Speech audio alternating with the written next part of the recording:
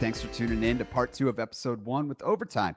In part 1, we discussed what consumer behavior and data was having as an impact upon the global supply chain with, as we know, everything's changing. In part 2, we're going to continue this discussion with Michelle and Fernando. We're going to discuss what supply chain officers actually need from that data. Or a better question yet, what would you, as a supply chain officer, like to ask your data? Now remember, hey, do us a favor, hit that subscribe button below, and hope you enjoy. Thanks.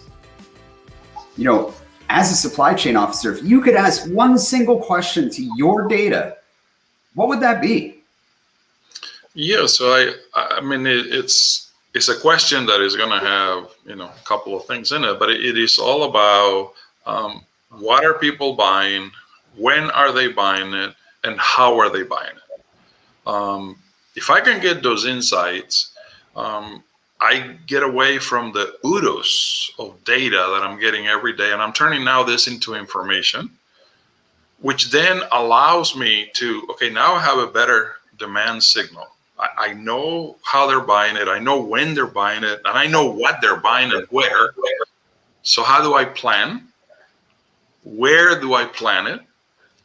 And how do I leverage all the cash that I'm going to need, whether it's inventory, capital, people, to get a supply chain that is very attuned to a consumer behavior versus building safety stocks because I think in the last 10 years I've done this and I probably need to start planning for a new line. I mean, this will be accurate information derived from the data.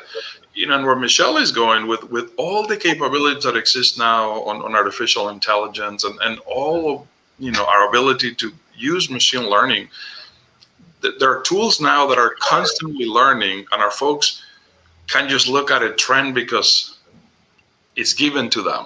It's already done.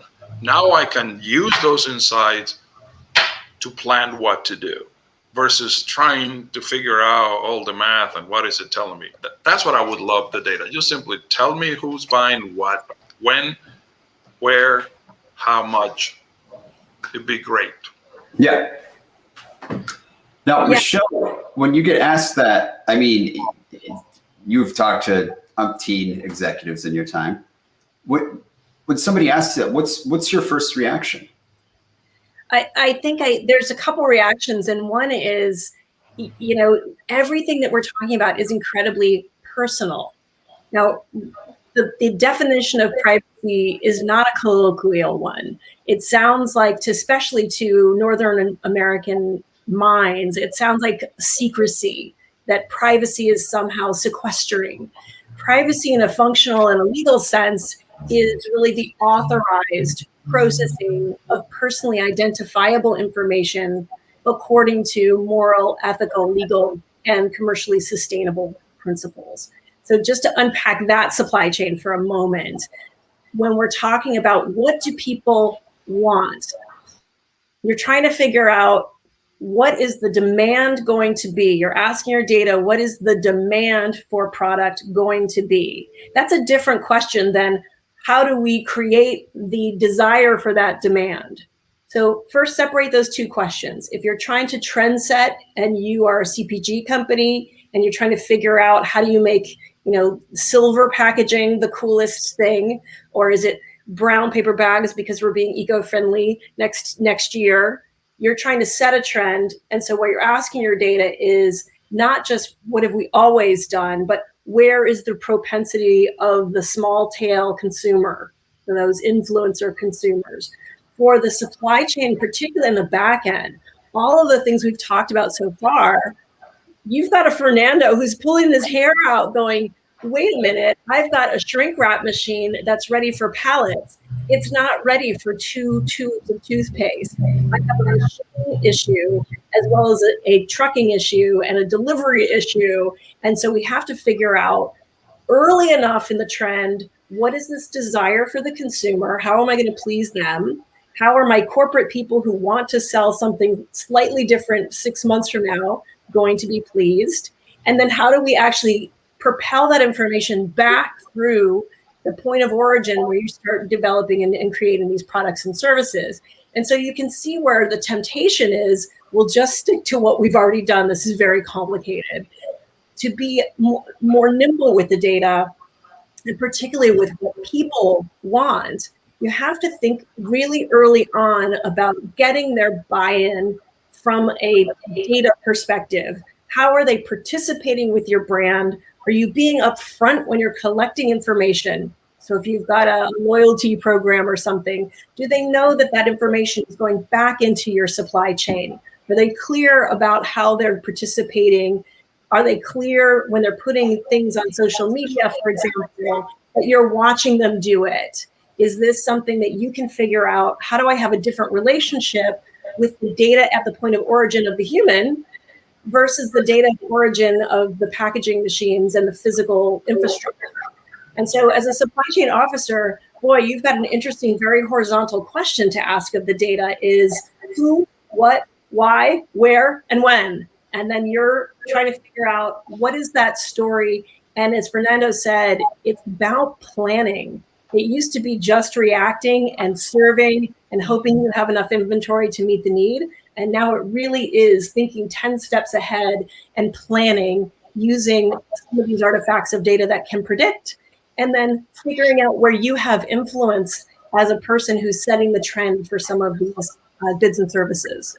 Yeah, Scott, let me kind of bring all of this to life with an example, because you'll see what Michelle is talking about, a trend that started in something completely different, has now revolutionized a category. Now suppliers are like, oh my gosh, what do we do? So if you think of a can, it doesn't matter what the beverage was, Coca-Cola, Pepsi, name all the brands, it's fine. Once upon a time, there's this thing called Red Bull, which some of us have used, some of us haven't, but it is what it is. It happens to be a very thin, slim can. Mm-hmm. They kind of got into the market with this, and I remember this is 10, 15 years ago. If you look at it today, every new product that has come in a beverage can happens to be what they're calling now a slim, slick can. Doesn't look chubby. And I don't mean any of that with disrespect of sizes, but it's not a round, fat, short, or tall thing. Yeah. It's slim. It looks very slick, blah, blah, blah. Most supplier cans were not created to do that. So now you got every CPG company trying to introduce something in that can. So there's no capacity of cans. My lines can't run it. So now you got equipment manufacturers going crazy trying to convert all this stuff. A trend that started in a very different category just permeated to anything that was liquid. Every category, every section of our life has done that. And now we have data that if we can get insights quicker than we did before, instead of these millions and millions and millions, any one of the people that I work with, if I add all the data points that they read in a year, honestly, it'll be hundreds of thousands of data points. I know we got a lot of brilliant people, but it's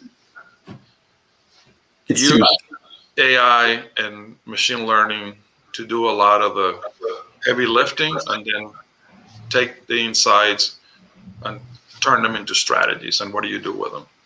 Yeah, I want to key off that really quickly because it's just to double highlight it and put stars around it. Machine learning and AI is perfect for pattern recognition. It's not going to give you that insightful aha. That's what your humans are for. But if you let all of those patterns and you say how much volume, how much material, how many dollars, the things that can be counted can be consolidated through the use of pattern learning, machine learning, so that your Fernandos can look at subsets and trends and then make those cognitive leaps that are based on experience.